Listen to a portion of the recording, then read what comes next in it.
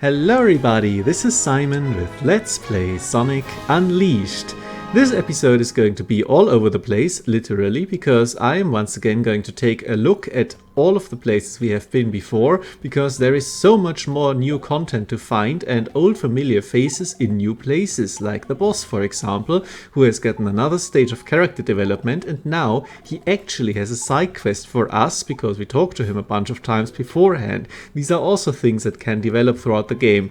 By the way, I'm not going to go back immediately to Spagonia. We spent quite a lot of time there already last time, but we could deliver the gifts, no biggie.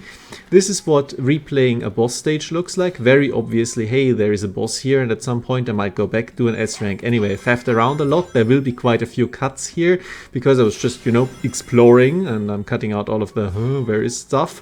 And here's Savannah Citadel Act 3. You might note that we do not have seen Act 2 yet. So where is Act 2?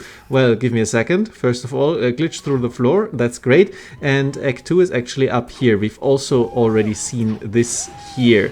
I have at this point already put a poll up at YouTube so that you can once again vote for where I'm going to go next. Currently, Act 2 and or 3, I haven't decided yet, of Savannah Citadel are winning.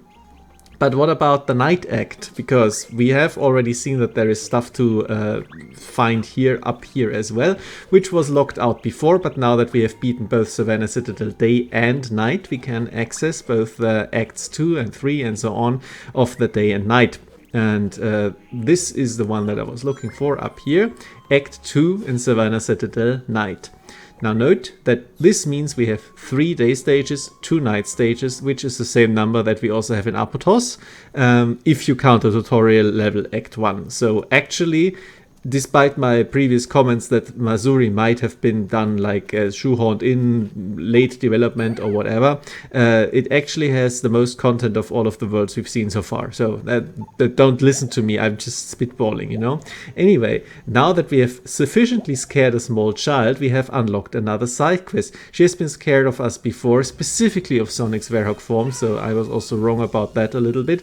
But in general, she's just a shy child. And now that unlocked for us an entirely new platforming challenge in a small 2-minute level, very breezy, very nice. I actually really like these ones because they are very short, sweet, self-contained challenges, and in this case it's also a really fun thing which happens here, which took me a bit to understand. And if you already got it, then that's fine. We are always going to where we last saw her, and then when we go close to her, she basically has already gone to somewhere else. It just took me quite a while to understand when I played this the first time, but that's how this stage operates. And also, once again, complimentary medal. And also, I don't know why the targeting reticule didn't pop up here. Anyway, where the hell am I going? Camera, please. There it is. These are the stairs that I have to take. At this point, I'm like, I guess I'm not going to make it, but might as well explore the rest of the level. Spoilers though, these timers are not that bad. They are not strict at all, and despite this very obvious blunder, come on, there it is, I will actually do this first try. So that's nice. Just as a reminder, I guess, that she's still up here, but now we know that we are actually blocked, can't continue where the level normally would go, but now we have to take out these guys with exploding boxes. So there is actually unique gimmicks and ideas in these, and once again, I'm quite happy to do these and to do all of these to show them off, because there is a lot of nice content. Duck! And it's always fun to do that, and if you are playing the game, once again, I recommend just playing around in it, looking around, revisiting the old places, finding stuff, have a little bit of a stroll, and unlock these side quests here gradually. And then you get a little bit of a character moment, for example. She's still afraid, but if we now go talk to her, she's not actually cowering in fear anymore, but instead wide-eyed and with interest looking at Sonic. So that's nice, isn't it? Also, we get some more insight in some other characters. For example, everybody was praising Quack for being extremely brave, but he's actually not, and Sonic has figured it out, I guess. And we also know that Kwami is acting really strange. He has always done that, and now we know what the issue is. He can't just be a happy-go-lucky guy, he must be serious, and so we are going to expel this attitude from him. This time we only have 15 enemies. There is something where I'm thinking that maybe they designed the camera encounters in ascending order of difficulty throughout the what's it called, the countries, I guess, yeah. So Apotos has the easiest ones, then Mazuri, where we go in second, has a little bit harder, but not too hard. Though this Electro Wizard is kicking my ass right now, I really should focus on him, but hey, there's juicy guys right in front, and maybe the projectiles miss me sometimes they do, right? Yeah, so it's possible that the Spagonia ones were just an outlier in difficulty, except for the very first one. I'm not entirely sure at this point. And also, wow, this was a quick time event, wasn't it? Yeah, I should have just hit him with more Unleash juice, but them's the breaks. The thing is, like, his quick time event trigger activates already when he's at 2/3 health, but that means that the time that you have to hit the button takes a very, very short time. Anyway, this is what QuickTime inventing a wizard looks like. It's very satisfying, and you only need one button. I strongly recommend it as soon as you have punched them down enough, at the very least.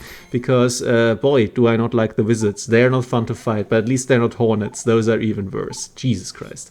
Anyway, I saved Kwami from a fate of being just a little bit too chill, I guess. And we are leaving Mazuri. There is surely a few more things to discover. I still haven't bought all of the stuff from the shop and so on.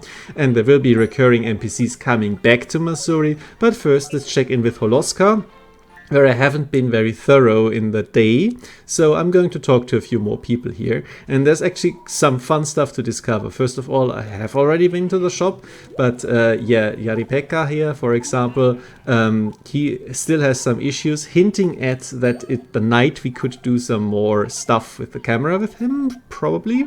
Assuredly, but I'm not going to do this right now to not overload the video. It's already, again, pretty long.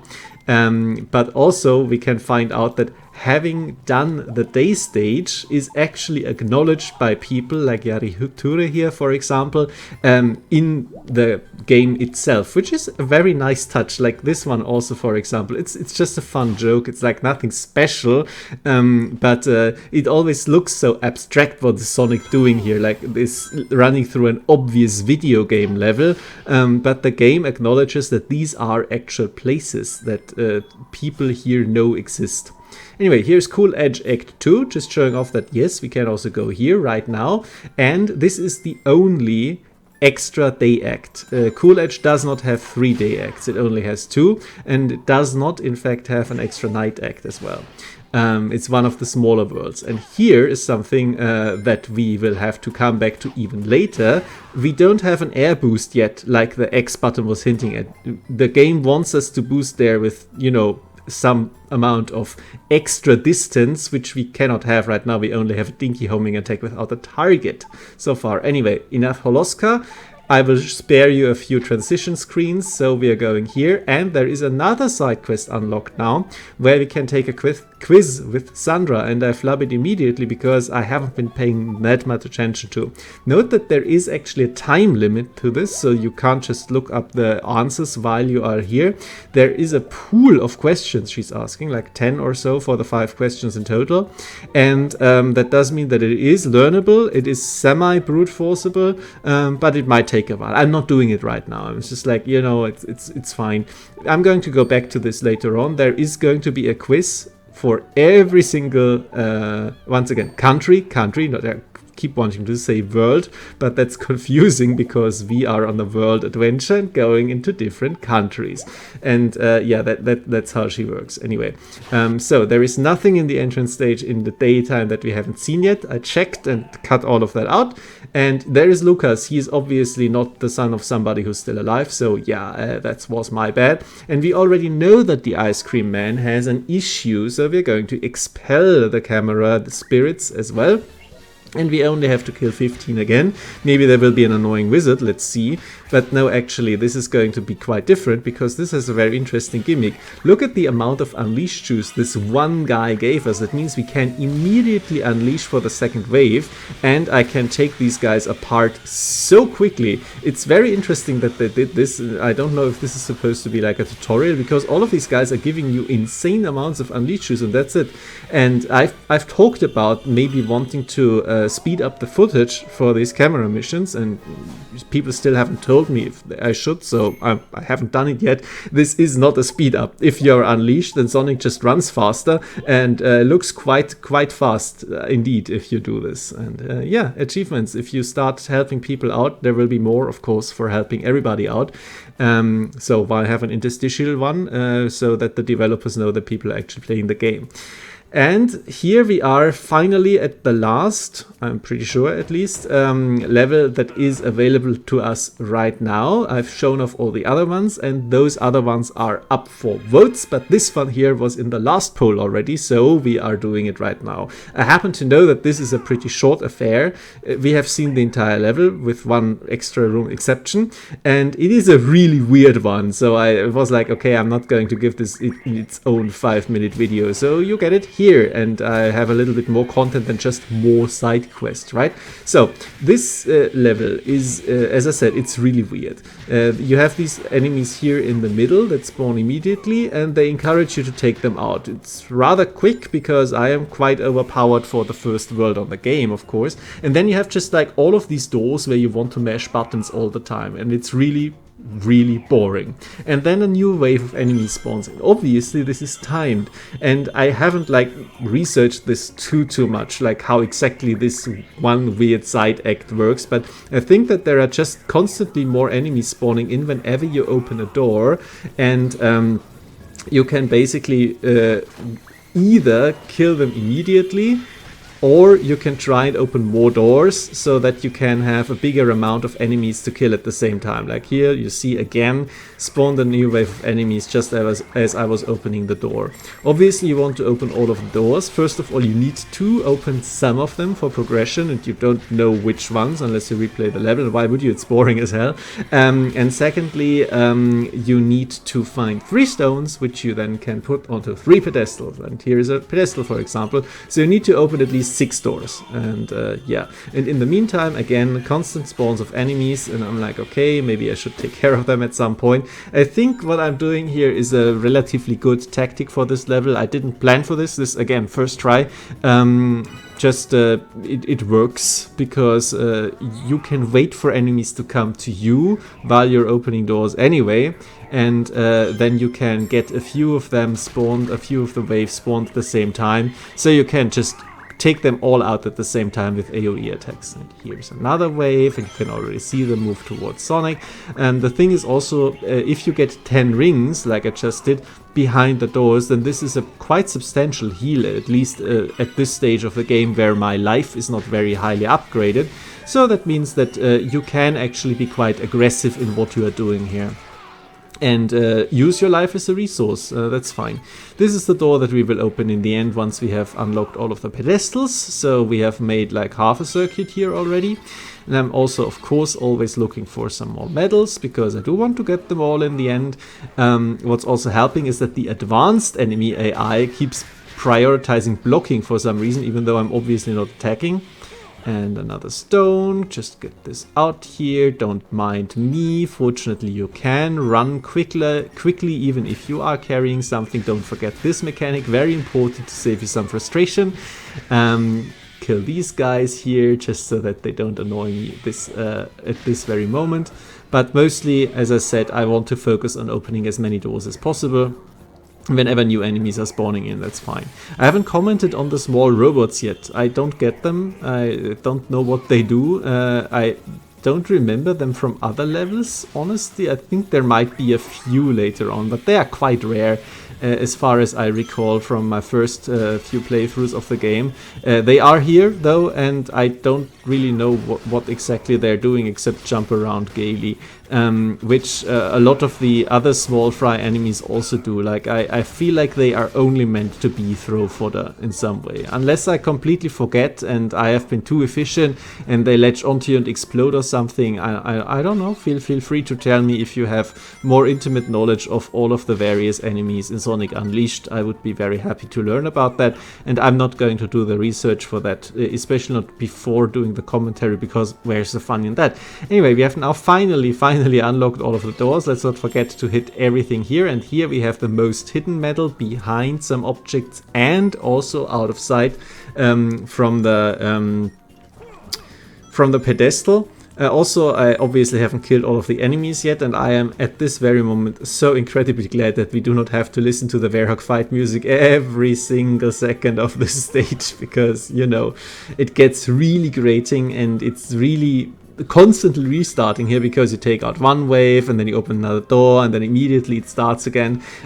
This was definitely the level where I was going from, it's not so bad, people are exaggerating, to God almighty, I really get now why this is considered the worst annoyance in this game when I first played the game. Anyway, this is the final room of the game, and we have a boss fight here.